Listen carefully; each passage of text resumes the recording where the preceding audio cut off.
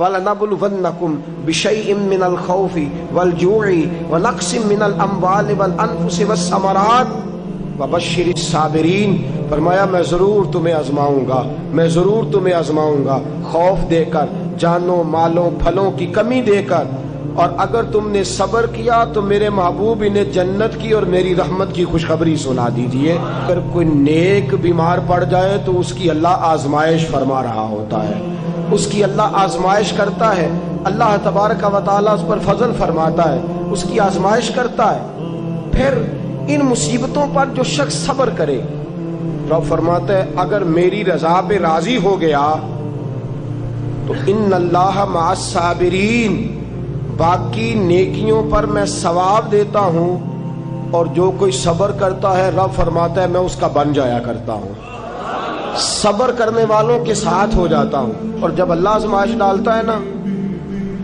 تو جو کام سیدھے ہوتے ہیں وہ بھی الٹے ہونے شروع ہو جاتے ہیں۔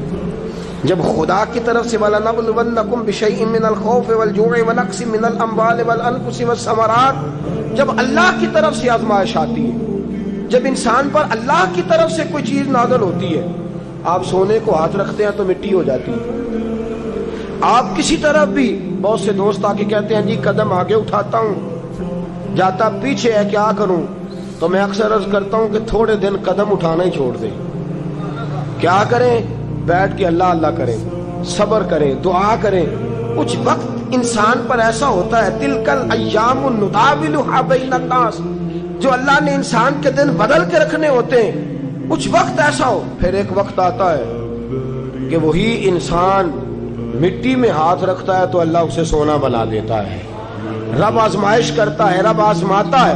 جو لوگ مصیبتوں پر صبر کرتے ہیں، جو لوگ مصیبتوں پر صبر کرتے ہیں، سید عالم نور مجسم شفیع معظم صلی اللہ تعالی علیہ وسلم نے فرمایا، رب فرماتا ہے ایک بندہ اللہ کی بارگاہ میں کھڑا ہوا، قیامت کا دن ہے، فرشتے نامہ اعمال کھولنے لگے۔ اللہ نے فرمایا فرشتوں تمہیں پتہ ہے میں نے اسے دنیا میں بڑے دکھ دیے تھے، اس پر بڑی آزمائشیں آئی تھی، اس نے زندگی بڑی تکلیف میں گزاری تھی، تمہیں خبر ہے؟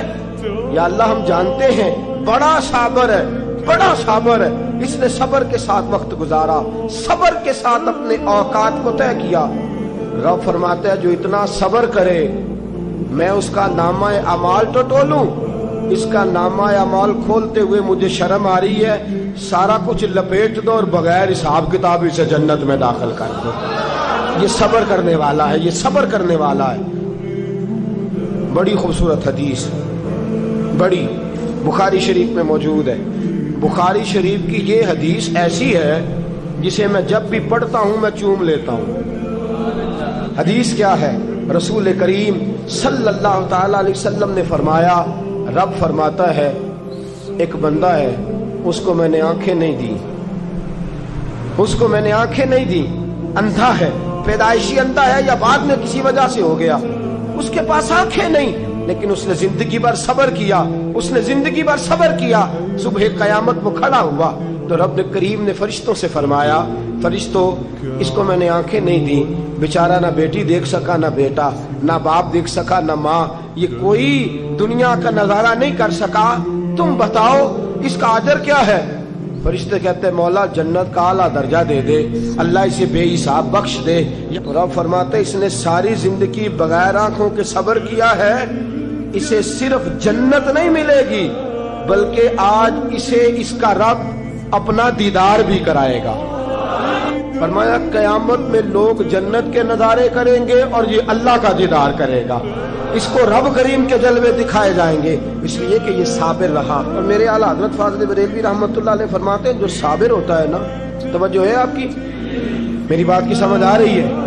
اعلیٰ حضرت فرماتے ہیں بڑا قیمتی جملہ، فرماتے ہیں جو صابر ہوتا ہے وہ سکون میں ہوتا ہے۔ شیخ سعدی رحمۃ اللہ تعالی علیہ کے پاس ایک شخص آیا، کہنے لگا حضرت جی دیکھیں نا میرے پاس اتنے بھی پیسے نہیں کہ میں جوتے لے سکوں۔ فرمایا صبر کر اللہ دے گا۔ کہنے لگا جی صبر ہی کیا ساری عمر، اس نے جوتے لینے کے برابر بھی پیسے نہیں دیے، ننگے پاؤں پھر رہا ہوں۔ شیخ سعدی رحمۃ اللہ تعالی علیہ نے اس کا بازو تھاما، ایک گھر میں لے گئے، دروازے پہ دستک دی، گھر کا مالک باہر آیا، اس نے دونوں طرف بیساکھیاں پکڑی ہوئی ہیں، ٹانگیں تو ہیں پر پیر ہی کوئی نہیں۔ فرمانے لگے بتا یہ اچھا ہے کہ تو، کہنے لگا جی میں آپ سے بھی معافی مانگتا ہوں، اپنے رب سے بھی معافی مانگتا ہوں۔ نبی پاک صلی اللہ تعالی علیہ وسلم نے فرمایا خدا اگر تجھے مصیبت دیتا ہے نا، اور ان مصیبتوں پر جب اللہ تجھے قیامت میں اجر دے گا تو تیرا دل چاہے گا کاش سکون ہوتا ہی نہ، آزمائشیں ہی آزمائشیں ہوتی، تو وہ اجر دیکھے گا۔ وہ کسی دانشور نے کہا تھا کہ میرا باپ انتقال کر گیا، 6 مہینے گزرے تو میرا 18 سال کا بیٹا بھی انتقال کر گیا۔